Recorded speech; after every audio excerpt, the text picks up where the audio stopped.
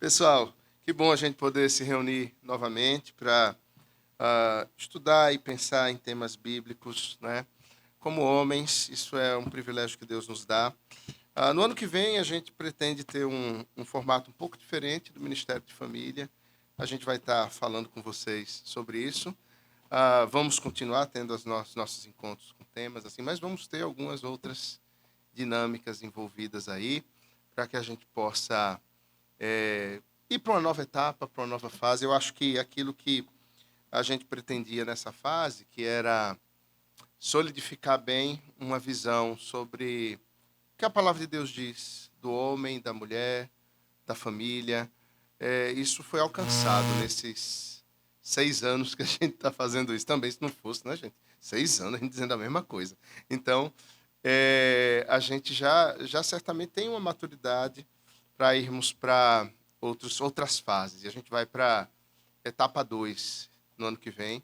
Então, orem pelo Ministério de Família, para que o Senhor nos dirija, nos conduza nesse processo e a gente possa desenvolver um trabalho ainda mais, né, efetivo para a glória de Deus.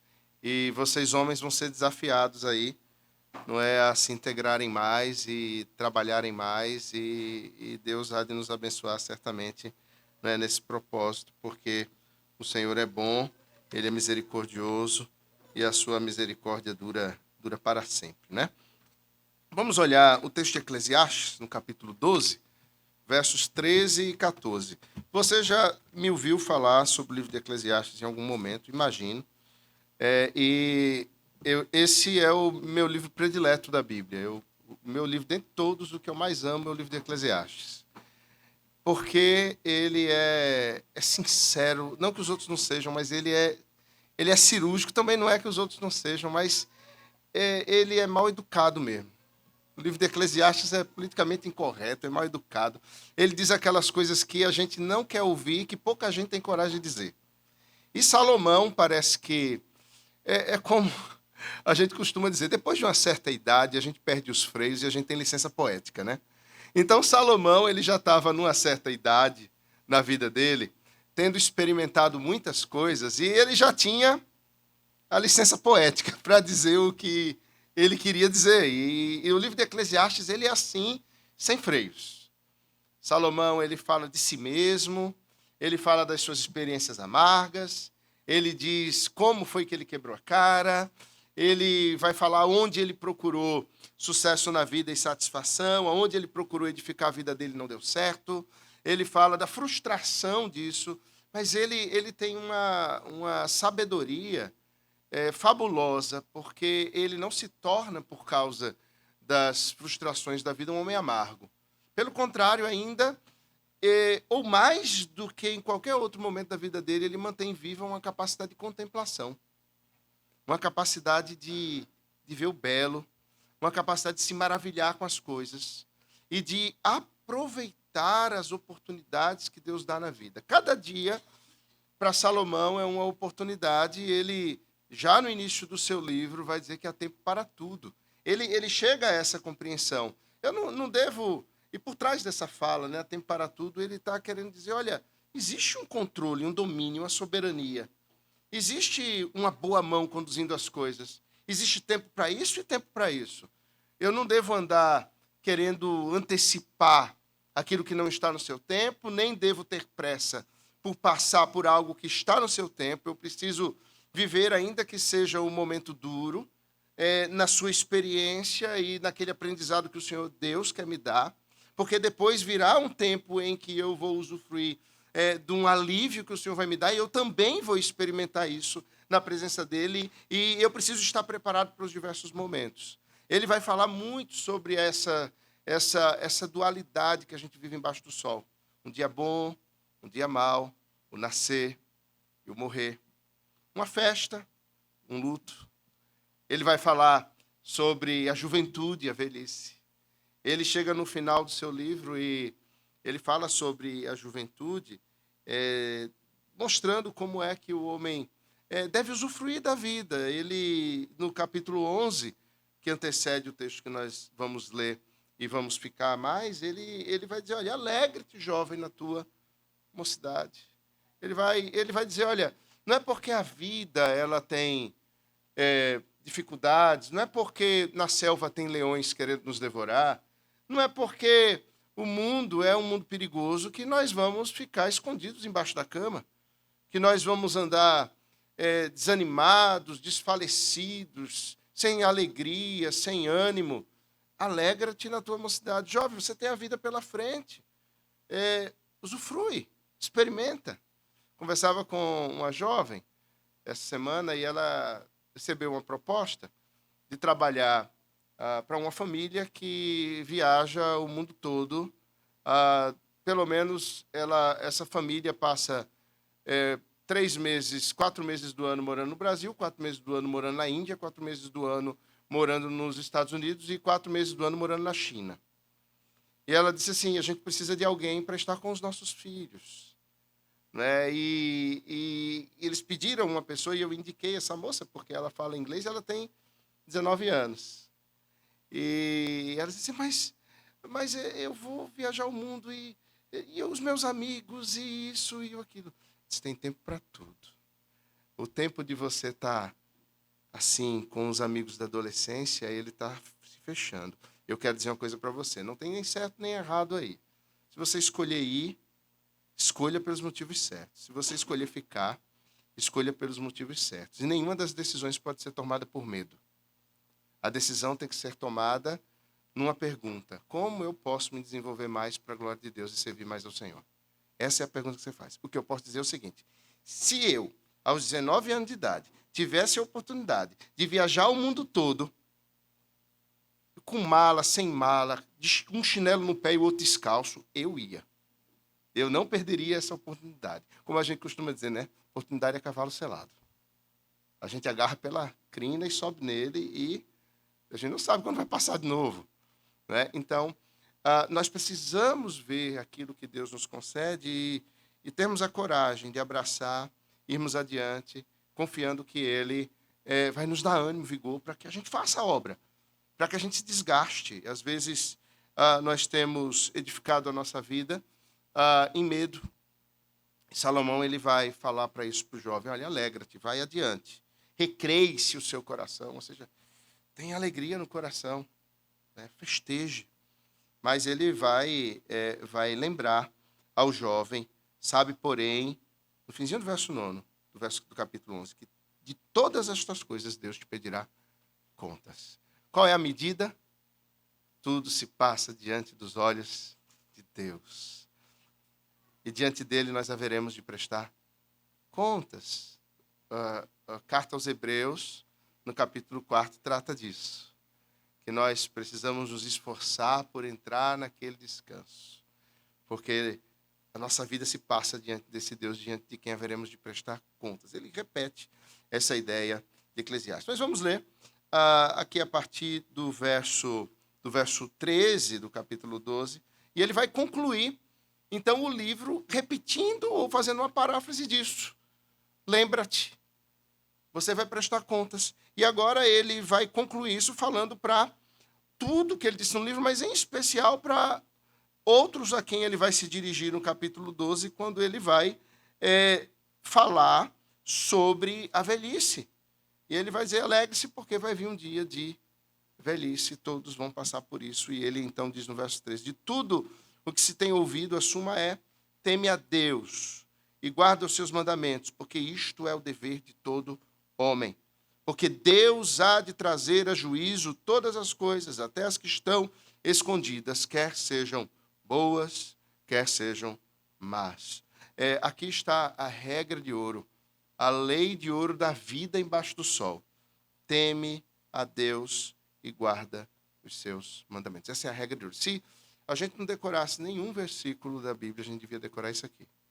Teme a Deus e guarda os seus mandamentos. Isso dá o tempero para a vida, isso dá o tempero para as nossas decisões, o temor a Deus. Porque o temor a Deus não é uma coisa isolada, ele vem como resultado de uma compreensão de quem Deus é, de quem nós somos, e de uma postura de submissão e adoração ao Senhor. Quem não tiver essas coisas não pode ter verdadeiro temor a Deus. Portanto, não é uma coisa que as pessoas têm assim.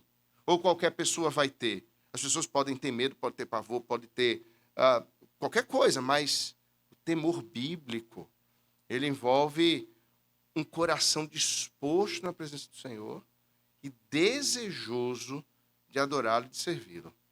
Um coração que tem medo de desagradar. Antes da gente vir, eu cheguei um pouquinho atrasado, porque eu estava ontem falando, né, conversando sobre as meninas lá em casa, e eu falando assim, pensando no Salmo 127, e o texto diz que os filhos são herança do Senhor, ou seja, são tesouros, né? E eu pensando, puxa, se eu pudesse definir cada uma delas como uma pedra preciosa. Aí eu saí dizendo, essa pedra seria isso. Isabela seria uma pedra assim, Letícia seria uma pedra assim, Rebeca seria tal pedra, Clarissa seria tal pedra, e Gabriel seria uma pedra bruta, né? Que ainda está começando a ser lapidada. Ela está mais para pedra na funda, rodada por Davi, do que propriamente aquela pedra bruta, né? Hoje à tarde ele teve um surto lá de raiva e ira, sabe aquele Hulk smash, Hulk esmaga, aquele jeito, aquela energia que o menino tem, né? E a mãe foi conversar com ele, e ele virou a mão no rosto da mãe. Aí a mãe me chamou e disse, e virou fechado, não fechado. Aí disse, não conta pra ele não, que eu tô dizendo aqui, tá? Segredo. E aí a mãe me chamou, fui conversar com ele. Mas na mesma hora, o semblante dele desabou, chorou. O que é que você fez? Eu bati na mamãe. Você devia ter feito isso. Não, me perdoe. Caiu em si. O que é isso? O temor de demonstrar pela mãe algo que não seja amor. Porque ele ama a mãe. Claro que ele ama a mãe. Ele está naquela fase que eu digo, filho, eu te amo. E ele vai responder, eu amo a mamãe. E eu vou dizer, mas no seu coração cabe amor para duas pessoas. E ele vai dizer, tá bom, então eu amo a mamãe e a vovó. Né? Ele está nessa fase. Né? Então, ele tem temor de desagradar. Entende o temor? Essa postura que o filho tem, o medo de desagradar, de mostrar alguma coisa que não seja afeto, que não seja amor, que não seja carinho, que não seja dedicação. O filho quer mostrar isso. Isso é relacional. Isso é algo de quem se conhece. Eu não posso demonstrar isso por alguém que eu não conheço. Por isso, quando Salomão vai dizer, olha, teme a Deus e guarda os seus mandamentos, isso é a regra de ouro, porque está falando de uma vida inteira, de uma postura, de uma caminhada, de uma existência, de um relacionamento contínuo. E pensando sobre isso, eu queria ver algumas coisas com os irmãos. Sobre o significado da vida, né? E falar de regra de ouro, a gente está falando exatamente sobre isso. O significado da vida encontra-se exatamente nisso. O nosso relacionamento com Deus. Nós fomos feitos para termos um relacionamento com Deus. É Ele quem dá o sentido de tudo que nós devemos pensar. E aí as Escrituras vão dizer que nós devemos trazer à memória o que dá esperança, que nós precisamos pensar nas coisas lá do alto, que nós precisamos ter fé, esperança e amor. Nos momentos de dificuldade, o Senhor vem e revela o livro de Apocalipse para a sua igreja que está sendo perseguida e está num dos momentos mais horríveis da história, para que a mente dela possa imaginar Deus sentado no trono governando todas as coisas. O sentido da vida se encontra nisso, em termos a nossa imaginação, os nossos olhos, os nossos sentidos, os nossos desejos envolvidos pelo relacionamento com Deus. Isso dá sentido ao que nós vamos dizer, às respostas que nós damos diante das situações da vida. Vai dar sentido àquilo que nós fazemos. E nós precisamos nos perguntar, por que eu faço o que eu faço? Por que eu ajo o que eu ajo? O nosso coração é tão enganoso e a gente precisa se fazer essa pergunta constantemente. Porque é possível que o nosso coração nos engane ao ponto de nos conduzir por caminhos que parecem ser bons aos nossos olhos, mas no fim deles, eles são maus. Nós podemos caminhar dizendo que estamos nos dirigindo a algo piedoso, mas no final das contas nós estamos desejando a vaidade do nosso coração meramente. Então, algo que nós precisamos nos perguntar, por que queremos o que queremos? E nós, homens, somos feitos pelo fazer, nós somos movidos muito pela missão. Missão dada, missão cumprida, né? Missão dada é missão cumprida. A gente tem daqueles, claro, que vão, numa missão dada, vão à frente, fazer um inventário. Imagine, tem daqueles homens assim, que são mais cartesianos, né? E eu penso que Moura é assim. Moura é aquele homem que, se você der a ele uma missão, ele, antes, Moura, você tem que derrubar esse capão aqui, essa mata. E aí Moura vai olhar ali, aí ele vai pegar um grupo de soldados, vai botar ali na mata, vai dizer, descubram quantos ninhos de pássaros há aqui. Catalogue cada família desses pássaros, a espécies aí ameaçadas, veja que vegetações há, porque pode ser que encontremos uma vegetação que não seja tão conhecida e vamos resguardá-la. Algum olho d'água nascente aí, o que há, e ele vai. Eu sou mais daquele tipo assim, Vitor, tem que tirar aquele capão ali. O cara piscou, já passei trator, matei os pássaros, sabe? Arranquei as árvores que não existia mais e acabou tudo. Nós somos pessoas diferentes, mas todos nós, homens, somos movidos por missão. Isso é um fato. Nós fazemos, nós queremos fazer. E é possível que nós coloquemos o sentido da vida em fazer as coisas simplesmente pelo fazer. E não olhamos o porquê estamos fazendo, e isso pode nos desnortear, pode nos levar a uma vida sem sentido. Ao passo que nós também podemos começar a dizer ou a assumir um discurso que seja muito bonito no papel, mas que na prática não funciona. Quando nós dizemos e nos enganamos a nós mesmos que nós fazemos o que fazemos porque nós amamos a Deus, ou porque nós queremos o bem da nossa família. Só que, de modo algum, nós fazemos algo amando a Deus sem termos um relacionamento verdadeiro com Ele. E, de modo algum, nós estamos amando a nossa família quando nós não estamos presentes para ela ou não a priorizamos. E nós, homens, eu não sei se vocês são assim, eu vivo nessa luta entre o fazer e o estar presente. Como isso é difícil para nós homens. Você sente o mesmo dilema que eu? Sente mesmo.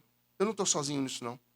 Porque de vez em quando eu tenho vontade de ir no psiquiatra, pensando que eu estou numa crise meio maluca. Porque a gente se sente nesse liame, né?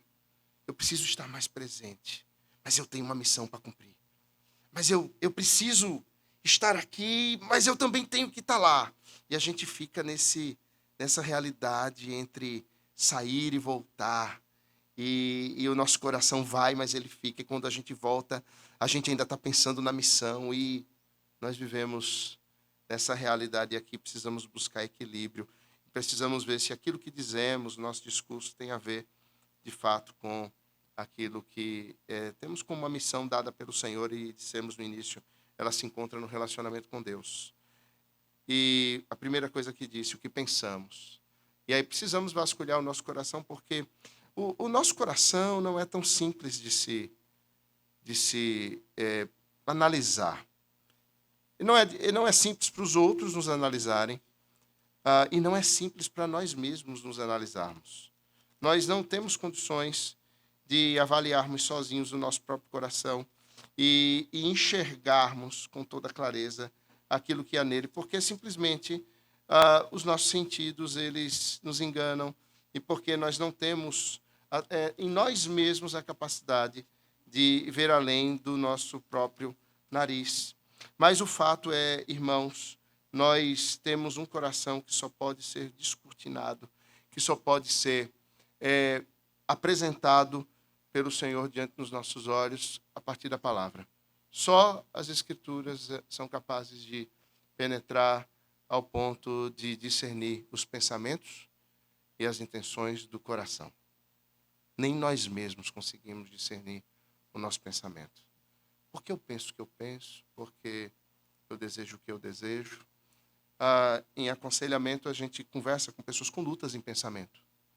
Pastor, como eu me livro de tais pensamentos? Eles comandam, eles me dirigem, eles me escravizam. Tem um momento que esse pensamento toma conta de mim e eu não consigo me livrar dele, eu não tenho domínio da minha mente. Isso acontece. Eu digo, encha a sua mente de pensamentos na palavra. E aí Leia o texto bíblico tal, leia o texto bíblico tal, e medite nisso, e vá deixando que a sua mente seja renovada pela palavra, para que você pense. Ocupe o seu pensamento. Quando esses pensamentos que dizem respeito aos seus desejos carnais e a sua vontade de fazer as coisas pelas suas próprias mãos vierem, vá à palavra de Deus e se deixe ser confrontado pela palavra de Deus. Então, o ponto para nós pensarmos é passos para nós edificarmos uma vida significativa. E eu vou ser bem prático a partir de agora. Primeira coisa, fazer de Deus o centro de nossa atenção. Se o sentido da nossa vida é o relacionamento com Deus, a pergunta que devemos fazer é aqueles 3 aspectos. Pensamos, dizemos e fazemos. O que eu penso tem a ver com Deus? O que eu digo tem a ver com Deus? E o que eu faço tem a ver com Deus? Quando eu penso na glória dele. Quando eu digo algo, eu estou promovendo a glória dele. Quando eu faço algo, eu estou propagando a glória dele aonde eu estou. Isso vai me dar o equilíbrio nessa regra de ouro. Fazer de Deus o centro de nossa atenção. Ele deve ser o norteador. O norteador. E aí nós estamos seguros. Olharmos. Imagine que você esteja numa mata fechada e você só vê árvores. Você precisa de um referencial. Você precisa saber o que há.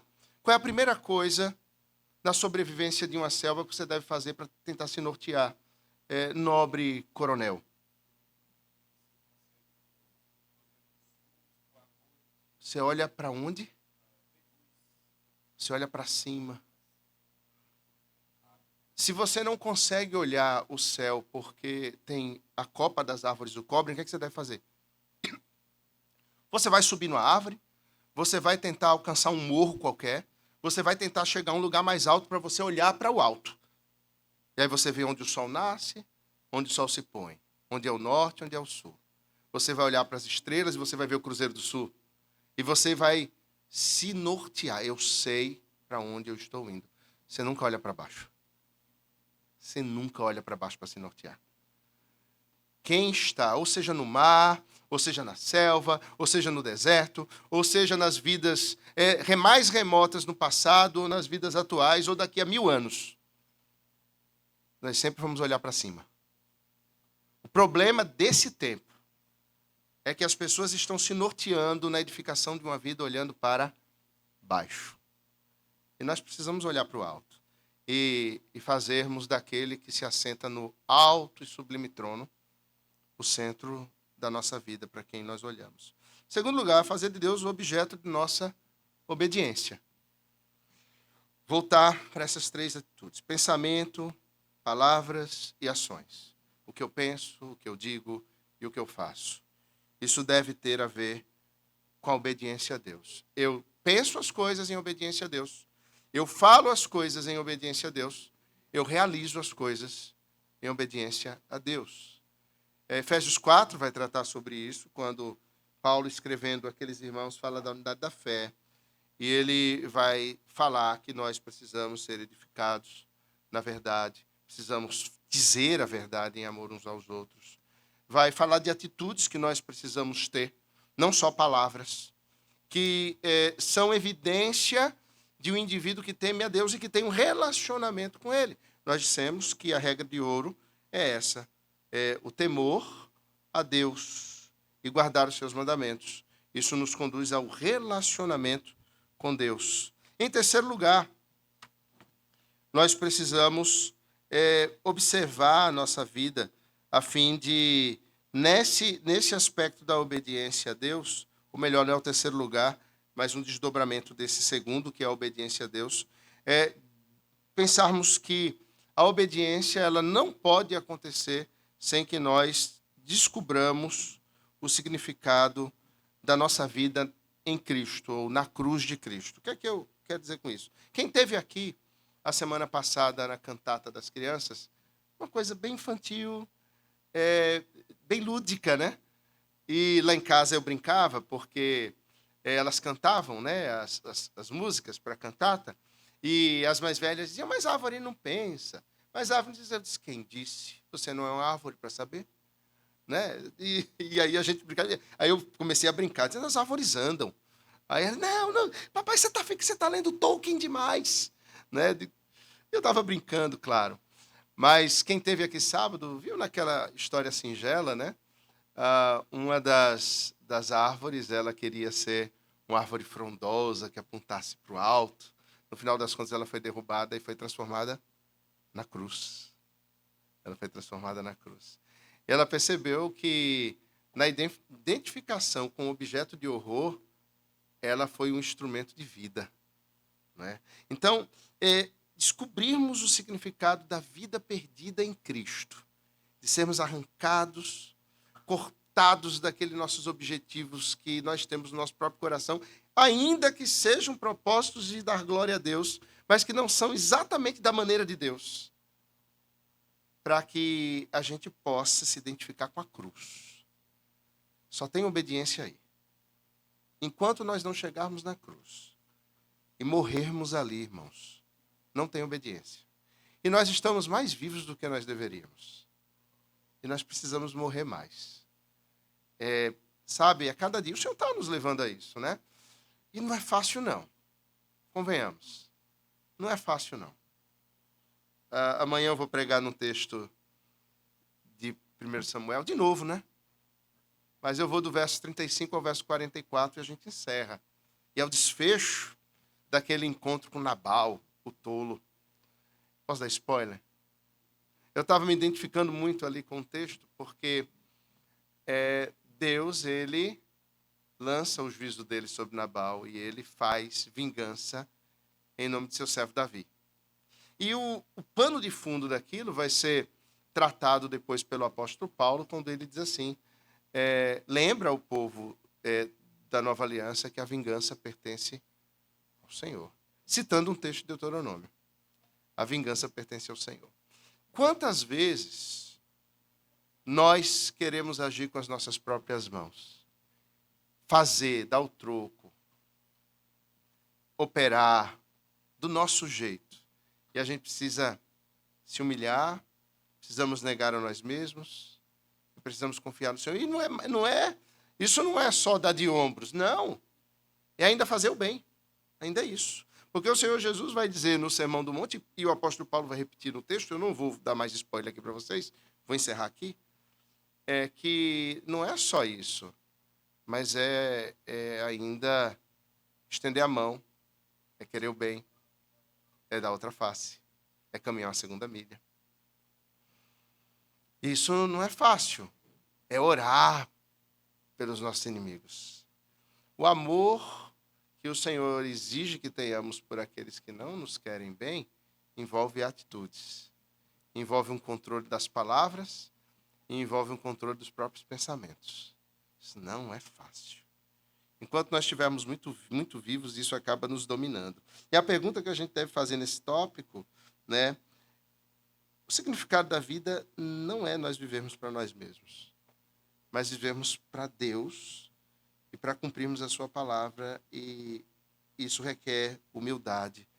E a gente precisa se perguntar, eu já me humilhei perante Deus, reconhecendo que eu mesmo sou necessitado da sua misericórdia, porque sou pecador.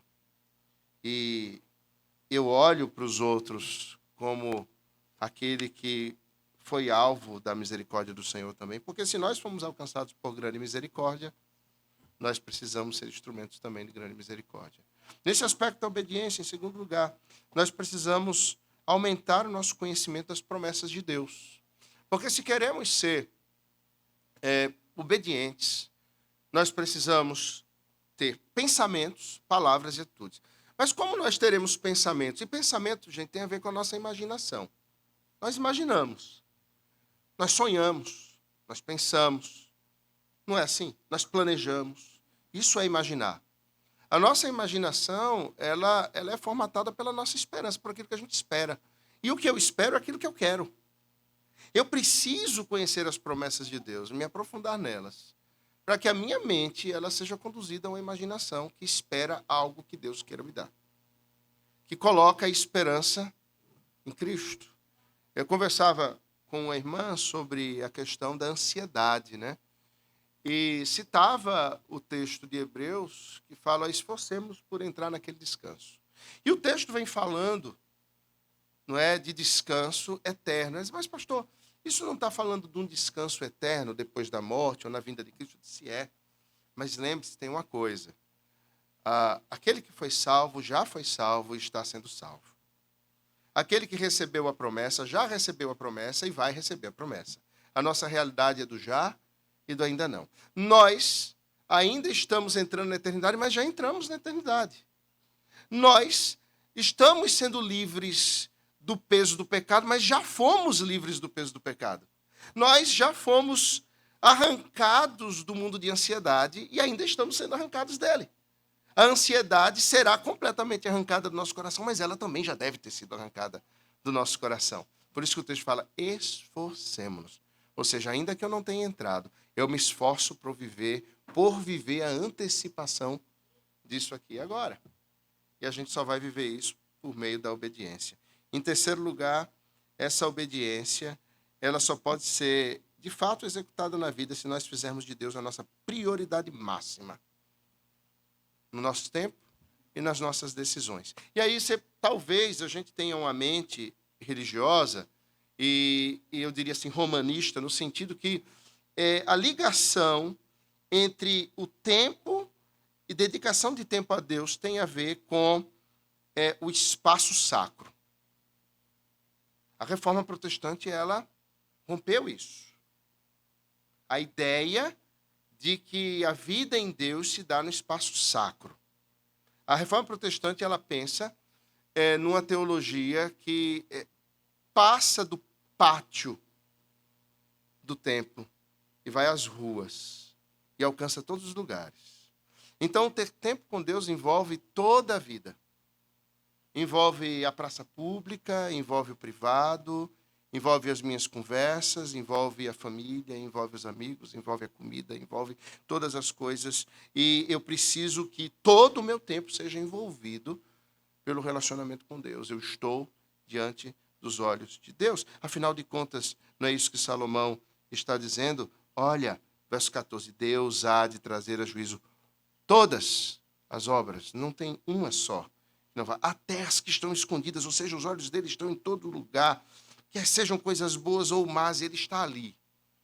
A gente precisa ter consciência disso e precisamos só de uma coisa. Em todo tempo, ter intencionalidade. Ter intencionalidade. Aproveitando as oportunidades, mas também nas decisões. Não há decisão que possa ser tomada por nós que seja apática à presença de Deus, não. Precisa glorificar ao Senhor. Isso é algo que se dirige à glória e ao nome precioso dele. Em quarto lugar, são só 5. Em busca dessa obediência, nós precisamos exercer o nosso papel nos diversos lugares que o Senhor nos coloca, num propósito de refletir o caráter de Deus. Como amigos, como irmãos, como filhos, como genros, como pais, como sogros, como profissionais, aonde quer que nós estejamos. E precisamos nos perguntar como eu posso, nesses diversos papéis que eu ocupo, glorificar a Deus, cumprir o meu mandato, transparecer ou fazer com que o bom aroma de Cristo seja notado. Em quinto lugar, nós precisamos aproveitar ao máximo a vida que Deus nos deu. O texto do capítulo 12 começa assim: lembra-te do teu Criador nos dias da tua mocidade, antes que venham os maus dias e cheguem os anos dos quais dirás, não tenho neles prazer. Ele está dizendo assim, tenha pressa em aproveitar o dia que Deus lhe deu. Não deixe passar a oportunidade. Se você tem energia para fazer as coisas hoje, faça. Porque vai chegar um dia em que não vai ter mais tanta energia. Eu conversava com o reverendo Roberto hoje de madrugada. Eu cheguei em casa bem tarde e era já umas 3 da manhã. E eu tinha combinado com ele que eu ia apanhá-lo no aeroporto, porque ele ia viajar às 5h30. E ele, como bom mineiro, ele, Passa para me pegar às 4 horas. Aí primeiro, ele não queria que eu fosse, mas tem uma coisa. Quando eu olhei o itinerário dele, ele tem 73 anos. Quando eu olhei o itinerário dele, ele ia sair, o voo dele saía aqui de Recife, às 5h35 da manhã. Ia para Guarulhos. Em Guarulhos, ele ia fazer uma conexão, olha, uma escala, ele ia descer e ficar esperando, aí conexão, né? Ia descer e ficar esperando umas 3 horas. De lá ele ia para Araxá, e que fica a 180 quilômetros da casa dele. Ele ia pegar um carro e ir para a casa dele ainda. Ou seja, ele chegou em casa por volta das 3h30 da tarde. Ele é um senhor de 73 anos. Sendo que no dia anterior, ele chegou aqui. Eu estava em São Paulo e quando eu estava vindo para cá, ele estava chegando porque ele ia pregar ao meio-dia no Mackenzie. Às 4 da tarde, ele ia pegar um voo para vir para Recife, para do aeroporto ir direto para o seminário para pregar. Eu deixei ele no hotel, era 1h da manhã. Aí eu digo, gente, eu não vou chegar aos 73 anos de idade assim. E eu digo a ele, pastor, eu tenho dois pensamentos sobre o senhor. O primeiro, o senhor não é um ser humano. O senhor é um ciborgue. O senhor é um ciborgue. O segundo, o senhor tem mais 5 irmãos gêmeos. E vocês ficam se revezando. E vocês são idênticos. E ninguém nota a diferença entre vocês, porque não é possível. Na maioria das vezes, nenhum de nós vai chegar aos 73 anos de idade com vigor, com a força, com o ânimo e com a capacidade de ideias que ele tem. A maioria de nós não vai. E a gente precisa aproveitar. É o tempo com os filhos, para a glória de Deus. É o tempo de muito trabalho, para a glória de Deus. É o tempo de construir, para a glória de Deus, porque tem tempo de edificar e tem tempo de derrubar. Vai ter o tempo de paz e vai ter o tempo de guerra. Vai ter o tempo de abraçar e o tempo de deixar de abraçar. Aproveita enquanto os filhos estão abraçando. Enquanto a esposa está abraçando. Enquanto a gente tem os pais para abraçar. Porque vai chegar um dia que os pais não estarão mais lá, que os filhos vão voar, que a esposa ou nós vamos partir. E o que o Senhor está dizendo é, aproveita o que Ele te deu hoje. Aproveita, para a glória dEle. Viva com intensidade. Quero encerrar pensando nisso. Você já teve aquela sensação assim? Se isso acontecesse. Ou aquela sensação assim, se eu tivesse isso. Ou quando eu alcançar tal coisa, então. Já teve esse pensamento?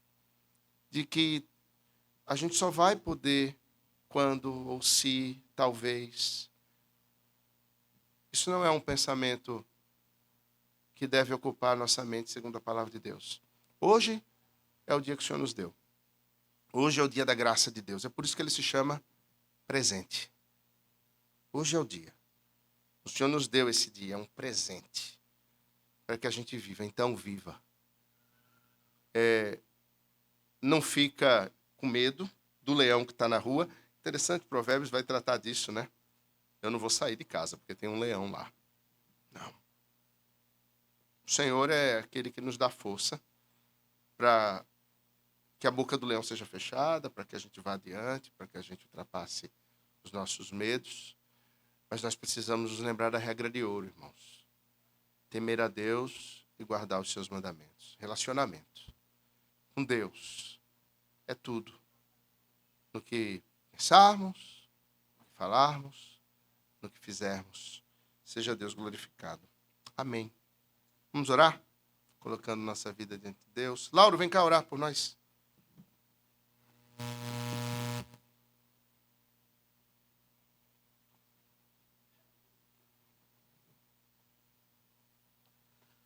Senhor amado, muito obrigado pelo dia de hoje. Obrigado porque Tu nos deste esse dia para nos alegrar contigo, aprender da Tua palavra, estarmos atentos aos Teus ensinamentos.